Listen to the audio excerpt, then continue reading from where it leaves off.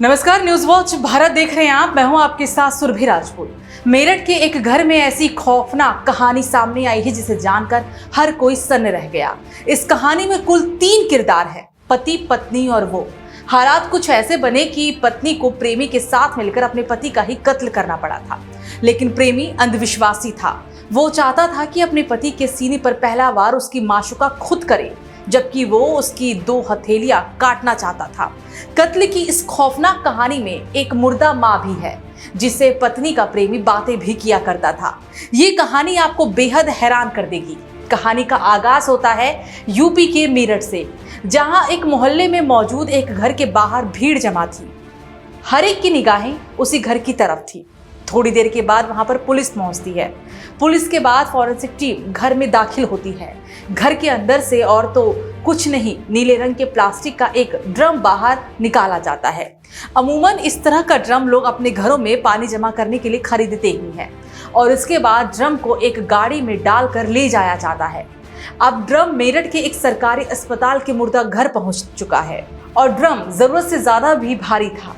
ना ड्रम खुल पा रहा था और ना ही उसे तोड़ा जा सका था। लिहाजा पुलिस वाले तय करते हैं कि इस ड्रम को मशीन से काटा जाए। कुछ देर में ही मशीन और मैकेनिक भी मुर्दा घर में बुला लिए जाते हैं। अब बारी ड्रम को काटने की थी। बड़ी मशक्कत के बाद आखिरकार ड्रम को काटने में कामयाबी मिल ही जाती है। दरअसल उस ड्रम के अंदर सीमेंट का एक घोल भरा हुआ था, जिसकी वजह से वो जमकर सख्त हो चुका था, बिल्कुल पत्थर की तरह। इस ड्रम को काटने के बाद उसके अंदर जमे हुए सीमेंट के टुकड़ों को भी मशीन से काटने का काम शुरू हो जाता है। थोड़ी देर के बाद सारे टुकड़े अलग हो जाते हैं और फिर उनकी टुकड़ों में से करीब 3 टुकड़ों में बिखरा सौरभ कुमार का शव बाहर आता है। ड्रम में टुकड़ों में बंद होने के पूरे 14 दिन बाद जमे हुए सीमेंट और काटे गए ड्रम के बराबर में जमीन पर काली पॉलिथीन में सौरभ कुमार की लाश के 3 टुकड़े रखे थे। फ्रिज, कुकर, बैग के बाद ये सबसे ताज़ी लाश है जो एक ड्रम ने उगली है। लेकिन कहानी ऐसी है कि आपका दिमाग ही घूम जाए।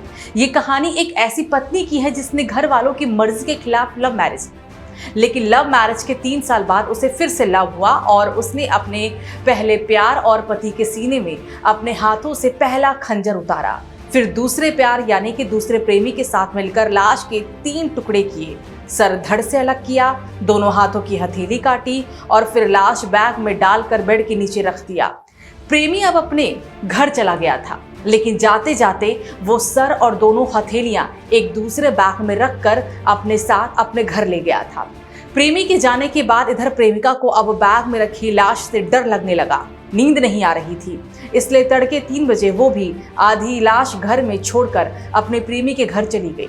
ये कहानी है 3 लोगों की। 29 साल के सौरभ कुमार, 26 साल की मुस्कान रस्तोगी और 28 साल के साहिल शुक्ला की। साल 2016 में सौरभ की मुलाकात मेरठ में मुस्कान से होती है। मुलाकात दोस्ती में बदलती है और फिर दोस्ती प्यार में बदल जाता है। सौरभ ने मुस्कान को बताया था कि वो मर्चेंट नेवी में है और लंदन में पोस्टेड भी है, मगर इसके बावजूद सौरभ के घर वाले मुस्कान से उसकी शादी करने के लिए तैयार नहीं हुए। सौरभ घर वालों की मर्जी के खिलाफ जाकर मुस्कान से शादी कर लेता है। शादी के बाद वो 6 महीने के लिए लंदन चला जाता है, मगर बाद में पता चलता है कि सौरभ मर्चेंट नेवी में नहीं बल्कि लंदन की किसी बेकरी में काम करता है और उसकी माली हालत भी उतनी अच्छी नहीं थी। इधर सौरभ और मुस्कान को तब तक एक छोटी बेटी हो चुकी थी। बेटी होने के बाद अब सौरभ के घर वाले भी उसके करीब आने लगे थे, मगर तभी कहानी में एक नया ट्विस्ट आ जाता है। सौरभ ज्यादातर लंदन में रहता था और मुस्कान अकेली अपनी बेटी के साथ किराए के मकान में। इस दौरान मुस्कान की मुलाकात उसी मोहल्ले में रहने वाले साहिल शुक्ला से हो जाती है और देखते ही देखते दोनों बेहद करीब आ जाते हैं। अब साहिल अक्सर मुस्कान के घर आने जाने लगता है, यहाँ तक कि दोनों घर में शराब भी पीते हैं। इत्तेफाक से मकान मालिक उन दोनों के रिश्ते को भांप भी जाता है।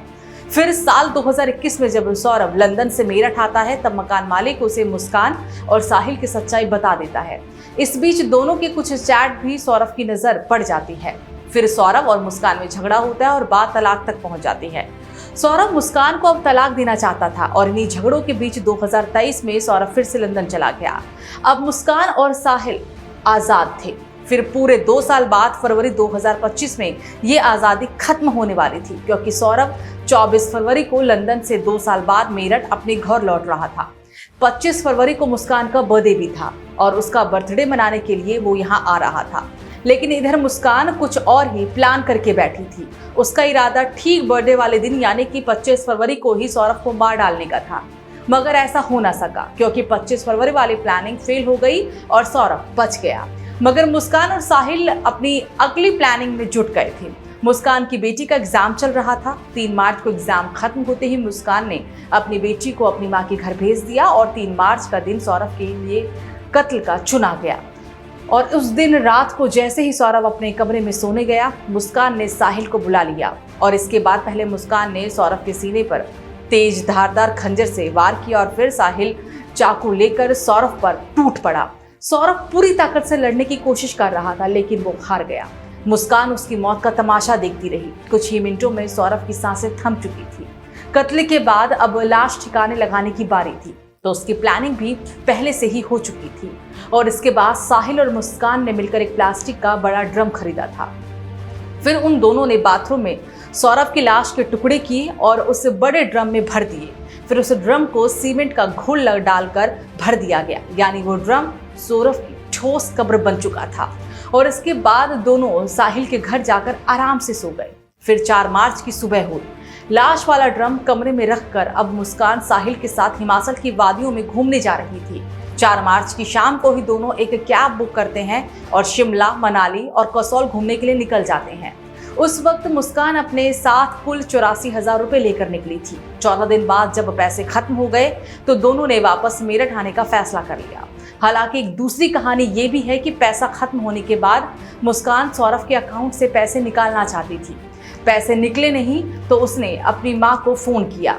माँ ने कहा, जब सौरभ तुम्हारे साथ ही घूमने गया है तो पैसे की क्या जरूरत। इस पर मुस्कान अपनी माँ को बताती है कि उसने सौरभ को मार डाला है। तब उसकी माँ पहली बार पुलिस को ये सच्चाई बताती है और उसके बाद 18 मार्च को पुलिस मुस्कान के इस घर में पहुंचती है और फिर नीले रंग के इस ड्रम से सौरभ की सच्चाई बाहर आती है। ये तो थी कत्ल की कहानी, पर कत्ल की इस कहानी से कहीं ज्यादा सनसनीखेज है कत्ल की प्लानिंग और मुस्कान साहिल के इश्क की दास्तान। तो पहले इश्क की कहानी आपको बताते हैं। मुस्कान की बेटी प्ले स्कूल में पढ़ती थी। बेटी को स्कूल ले जाने के दौरान ही मुस्कान की मुलाकात साहिल से हुई थी। सौरभ चूंकि ज्यादातर बाहर ही रहा करता था और मुस्कान अकेली, तो जल्दी ही दोस्ती प्यार में बदल गई। घर में कोई नहीं था, नहीं तो दोनों जब तब घर में ही मिल लेते थे। साहिल शुक्ला एक तरफ अंधविश्वासी भी था। उसकी माँ नहीं थी, मगर उसने अपनी माँ के नाम पर स्नैपचैट पर एक अकाउंट खोला हुआ था। उसे लगता था कि उसकी माँ मुर्दा उससे बात करती है। ये बात मुस्कान को भी पता थी। मुस्कान ने अपने भाई के मोबाइल नंबर पर एक अकाउंट भी खोला और इसी नंबर के जरिए वो साहिल को उसकी माँ बनकर मैसेज किया करती थी। मुस्कान अच्छी लड़की है तो उसके साथ खुश रहेगा, ये सब वो उस मैसेज के जरिए साहिल को कहा करती थी। इस वजह से साहिल मुस्कान से और भी ज्यादा प्यार करने लगा था। शायद माँ वाली बात और अंधविश्वास का ही असर था और अब वो मुस्कान से शादी करना चाहता था और इसके लिए उसने सौरभ को रास्ते से हटाना जरूरी समझा था। इस खबर पर क्या है आपकी राय, आप हमें कमेंट सेक्शन में जरूर बताइएगा।